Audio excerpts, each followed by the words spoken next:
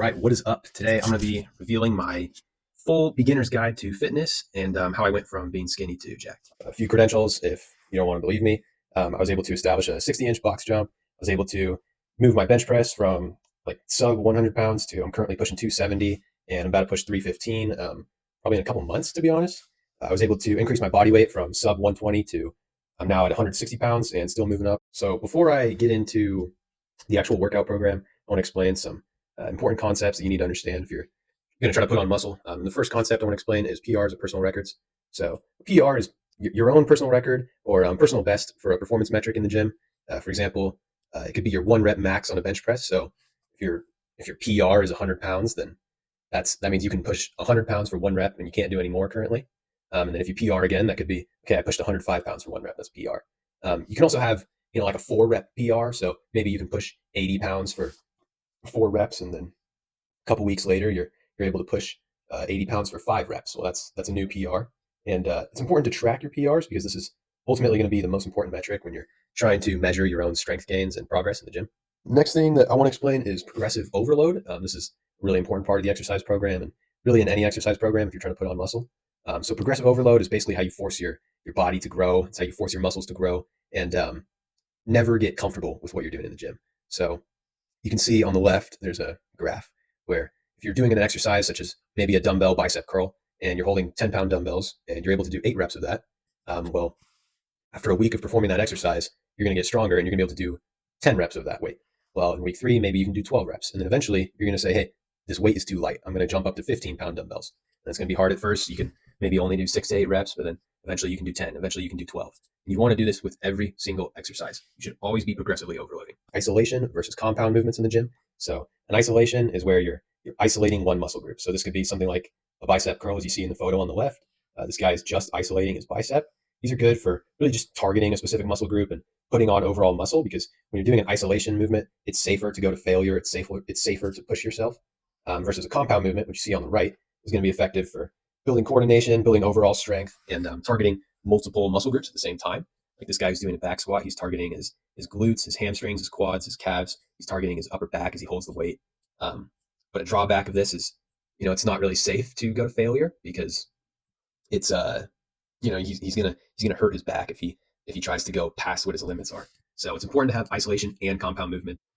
The next concept I'm going to explain is training to failure versus leaving reps in reserve. So you can see on the chart in the middle, if you're training to failure, it's pretty simple. It just means you're doing an exercise until you can't do it anymore. So you're doing, a dumbbell bicep curl. You're curling that weight until you can't physically perform another rep. I think that's really valuable when you're trying to put on muscle, because you're basically pushing your body's limits.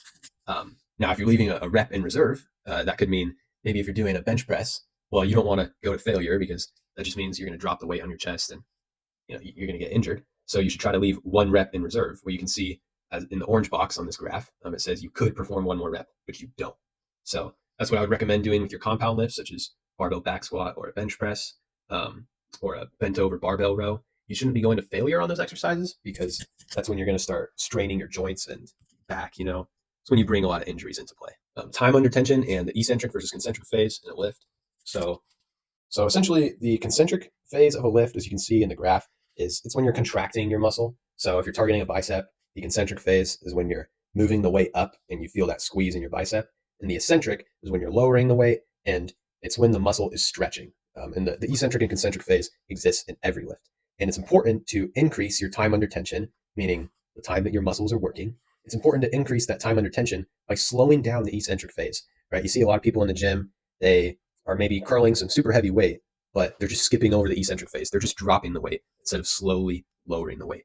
You need to control that eccentric phase if you want to put on muscle.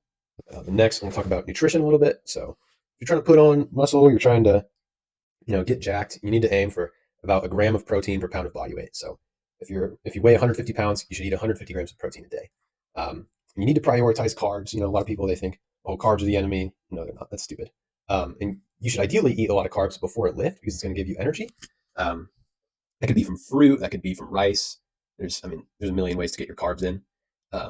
Also, real sugar is not bad. Okay, some people, they say, oh, I don't want to eat fruit because it has sugar. That's stupid. You should eat fruit. Also, real fats are not bad. Okay, it's okay to have olive oil. It's okay to have avocados or nuts. Those things are all good for you. My staples in my diet are raw honey chicken, ground beef, steak, avocado, rice. I tend to prioritize whole foods over. I don't want to eat like a protein bar or something. Those things usually contain a bunch of fillers, a bunch of fake ingredients. It's just going to wreck your gut. So I take electrolytes. It's good to have electrolytes when you're sweating. It's going to help your body. You should also probably be taking creatine. Creatine is, I mean, it's the number one most well researched and backed supplement. Anyone who says that you shouldn't take it just does not know what they're talking about, unfortunately. And fiber. Fiber is, I think, something a lot of people overlook. When you get into the gym, if you're gonna have a diet where you're increasing your protein intake by a bunch, maybe you used to eat like 40 to 50 grams of protein, and now you're trying to put on weight, so you're eating 150 grams of protein a day. Well, a lot of people when they get into the gym and they start doing that, they have a hard time pooping. So if you take a fiber supplement, that's going to help with that. It's just going to improve your overall gut health. Let's get into the workout split. So day one is a push workout where you're targeting your chest, your triceps, and your shoulder muscles. Day two is a pull workout. That means you're going to train your back, biceps, rear delts, which is a part of your shoulder. Day three, you're going to hit legs. And then day four, you're going to rest. And you're just going to keep repeating that. If you want to access the full workout program where I explain how much sets you should be doing, how many reps you should do of each exercise, it's all clearly explained in the document that I have attached to the QR code. Or if you want to access the same document and you don't want to use the QR code, you can also paste that link into your browser. It'll take you to the same place. And if you have any questions, just DM me on Instagram. It's LucasLifts999.